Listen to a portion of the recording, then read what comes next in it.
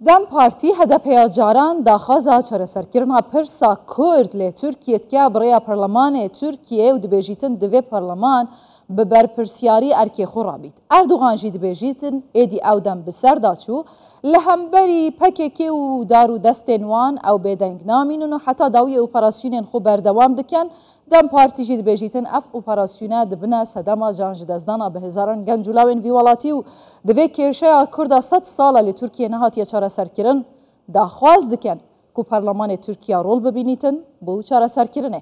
Aya hiç asûyek heye bu çareserkirina pirsa Kurd divê serdema ku Erdogan têda û dibêjin ya cumahiyê ye ji hêjayê Diyadîn Forat endamê rêveberiya Dem Partiyê dipirse.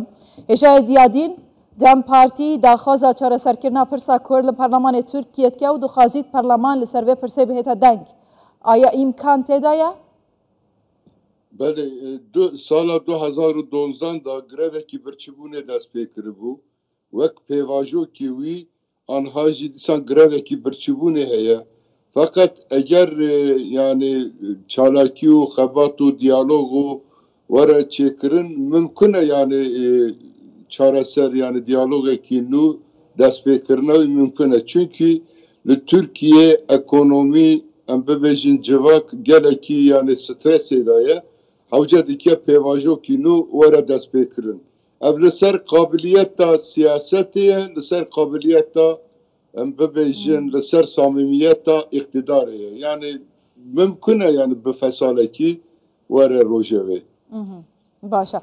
Lê em dibînin di navberê da rêveberiya nû ya CHP jî daxuyaniyên wê bi rengek ji rengan hefawayê Dem Partiyê ne lê ser berdewamiya operasyonên artêşa Tirkiye li cî PKK li navxwe lê Başûrê Kurdistanê li Rojava bi reya te ev dikare hevkêşeyan biguhere yan jî hikûmetê neçar bike bû rawestandina operasyonan?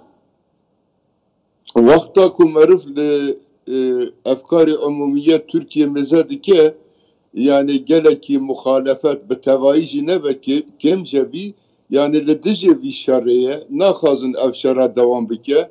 Di do da pêr da dibêjin ev 40 sal e ev şerê hanê dewam dike tu encamekî jê nehatiye girtin. Her şer illa ku yani dawiya wî hevdîtîne diyaloge û aşîtiye. Di ser viyan yani eger efkarê umumîye qenaatekî çê bibe meriv dikare yani yek fesalekî yani bi destê xwe bixîne. Hêjayê Diyadîn heta çendî derfet heye di serdema Erdogan de ku dibêjin ya dawiyê ye. Pirsa Kurd birên siyasî, diplomasî lê Tirkiye bihête çareserkirin. Yani ev ya heye yani Erdogan dedî di siyaseta xwe da wexta ku siyaseta xwe dimeşîne hal hindirê Tirkiye hal derbayê Tirkiye gelekî ısrar dike hewce dike meriv jî bi modelê wîn yani tev bigere. Partî îro Dem yani xwara yani em bike meselekî yekemîn û ısrar bike yani bi çeşîtekî her roj yani ısrar bike li ser vî îşê yani mînaka wî jî 2012 da em bêjin demekî pêvajokî dest pê kiribû heta 2015 jî devam kir. Gelekî aramî hebû di aliyê civakî da, di aliyê aborî da, di aliyê siyasetê da yani ew hatin ceribandin tiştê ku hatibe ceribandin her ne kadar encam jê nehatibe ji girtin hewce dike meriv cardin biceribîne yani ez wisa difikirim. Başa. Aliyê sêmê ku dikare vê kêşeyê çareser bike kêşeya 100 saliya Kurd lê Tirkiye û Bakurê Kurdistanê yan jî hikûmeta Tirkiye neçarî çareserkirina vê kêşeyê bike kiye? Aya li navxuya li Tirkiye yan jî li derve ye?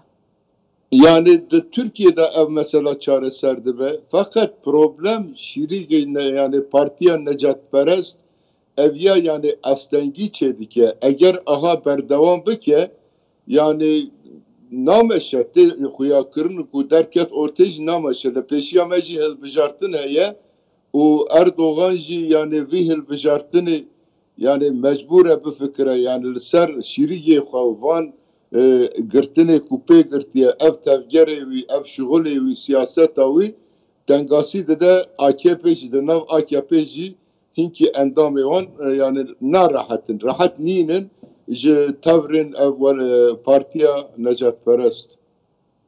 باشە هێژای دیادین فەرات ئەندامی ڕێڤەبەریادان پارتیە گەلەک سپاس.